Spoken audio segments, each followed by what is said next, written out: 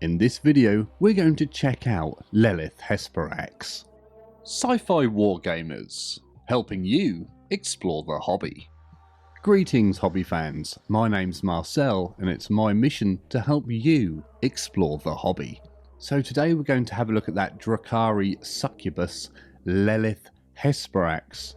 And I have to admit, for the longest time I actually thought her name was Lilith. And it wasn't until we made this video that I realised it's actually Lelith. So I do apologise, Lelith. Please don't murder me. Anyway, let's get to it. Lelith Hesperax. Lelith Hesperax is a Drukhari succubus of the witch cult known as the Cult of Strife, and the undisputed champion of the gladiatorial arenas of Comora. Lelith is the personal favourite, and some say occasional courtesan, of Overlord Asdrubael Vecht himself. She is by far the most deadly of her kind, able to bring swift death with the slightest flick of her lithe limbs or flowing hair sewn with razor-sharp barbs. She rarely speaks, although her voice has been compared to honeyed velvet. Most other succubi look upon her in envy and awe. Rival witch cults whisper that her incredible skill is unnatural, that she was modified by the homunculi, or that she sleeps in a baryonic sarcophagus filled to the brim with stimulant serum. The truth is far simpler. She is a natural born killer. The most deadly of her kind, Lelith's skill in the arts of combat bear all the hallmarks of a true genius. Lelith is deadly grace embodied, her movements hypnotic, sensual and spellbinding. Watching Lelith go about her blood-soaked business is a privilege that only the wealthiest Drukhari can afford. To see such a superbly talented succubus perform firsthand is a dream come true for most Cabalites, for it energizes and reinvigorates even the eldest of their kind. Though the purr of her voice has been likened to the honeyed velvet spoken of before, Lelith rarely speaks, for she is an artist, not a politician.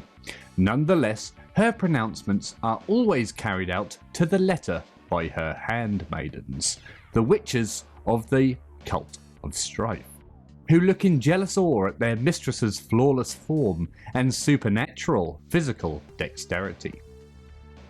On the eve before a real space raid, Lelith will often pad like a hunting cat into the halls of an Archon preparing for battle, flanked by dozens of her hand-picked witch acolytes. Lady Hesperax blesses raiding cabals with her presence in this manner only in order to search out unusual prey.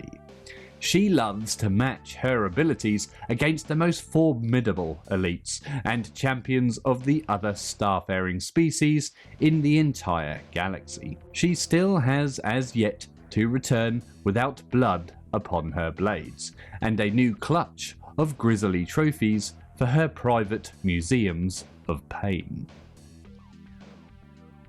Alone amongst the witch cults, Lelith does not use combat drugs to enhance her performance. Lelith's disciples, the Cult of Strife, maintain that their mistress needs nothing more than a piece of edged steel to outclass her foes. Sure enough, although she is an expert in the use of all the exotic weapons used by her deadly kind, Lelith can most often be seen in the arena fighting with two simple but exquisitely weighted daggers. The harpies of the rival witch cults whisper that Lelith's incredible skill comes from an unnatural source, that she has somehow persuaded the homunculi to replace her blood with hyper-adrenaline. That as a child she suckled upon a steroid syringe, and that she sleeps in the aforementioned baryonic sarcophagus. The truth is far simpler.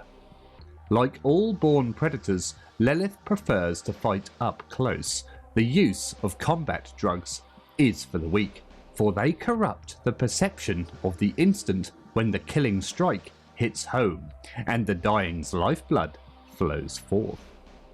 It is impossible to savour the delicate nuances of death when one's senses have been polluted by intoxicants. To forsake such chemical enhancement would usually mean death in the lightning-fast death matches of the Dark City's arenas. Yet so great is Lelith's skill that her flesh remains flawless.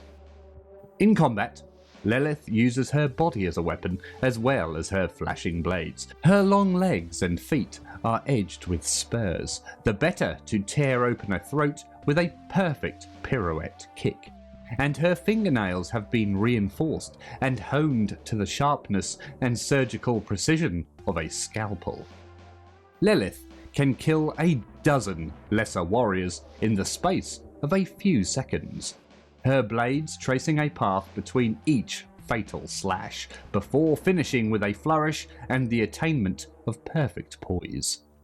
Vid captures of her doing so are traded throughout Comora and beyond by those with a twisted taste for violence. Perhaps her spectators often say it is not only mortals who gaze with such rapt attention as Lelith completes her deadly and beautiful dance of death.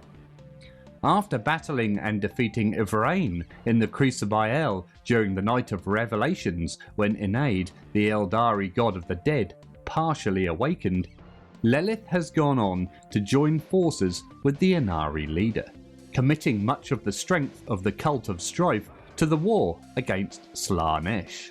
The Queen of Knives and her witches, along with allies from the Craftworlds and Harlequin troops, fight alongside the Inari, allowing the Succubus to showcase her exquisite blade work against the Chaos Hordes infesting the Imperium Nihilus. Although this confluence of Eldari ostensibly has a singular goal, the annihilation of she who thirsts, Lelith has her own reasons for stabbing out into the galaxy.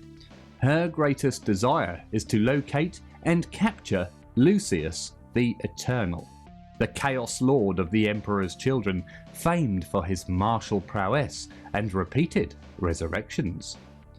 Were she to return Lucius to the Dark City and strip him of his Slaanesh cursed armour, she could face him one-on-one in the Crucible in what would be the greatest duel Comora has ever seen. Lelith wears a witch suit, a flexible body glove utilised by the members of a witch cult.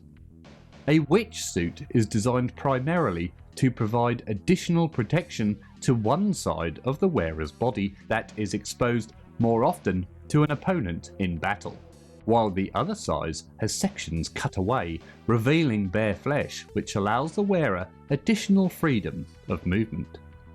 She is equipped with her wicked blades. Witch cults utilise a variety of wicked blades, which often includes an individually made, elegant dagger. These knives are kept sheathed until they are needed, so that its inbuilt sharpening field will ensure that it stays eternally keen and lethal. She also has her barbed hair. Lelith possesses a spectacular mane of hair as long as she is tall. Woven into her hair are numerous small blades and hooks, and her athletic control of her body is so total that the silken caress of her seemingly free-flowing mane can incapacitate an opponent in the same way as a net used by a lesser witch. She also has sharpened finger talons. Lelith's skill is so high that she needs no other weapon than the short edge of her sharpened nails to dispatch even the most formidably armoured opponents, striking lightning fast at vulnerable points with the tip of her fingers. She also wears foot spurs, which is another weapon demonstrating Lelith's exceptional skill. She uses these small spur-like blades against opponents who would otherwise have the advantage of reach against her. In battle, she uses a shard net, a commonly used melee weapon of the witch cults. Shard nets are electrified nets that, when entrapping its victim, renders them unable to strike back. These nets can cut through flesh, muscle, and bone with ease. She also has an Impaler, used primarily by both the Dark Eldar cabals and the witch cults. Impalers are large, wicked, monomolecular melee weapons resembling a Punisher, which is a similarly large bladed weapon. This weapon is often utilised in conjunction with a shard net. And finally, she uses plasma grenades. These grenades explode into a ball of superheated plasma, negating the effect of cover in close combat. Well, she certainly isn't someone that I would want to get on the wrong side of. Can you even get on the right side of someone like that? If you want to see more heroes and villains of the Warhammer 40,000 universe, click this playlist up here. Please don't forget to like and subscribe. You can even support the channel on Patreon, the link to which is in the description below. Thank you very much for watching, and always remember to drill your barrels.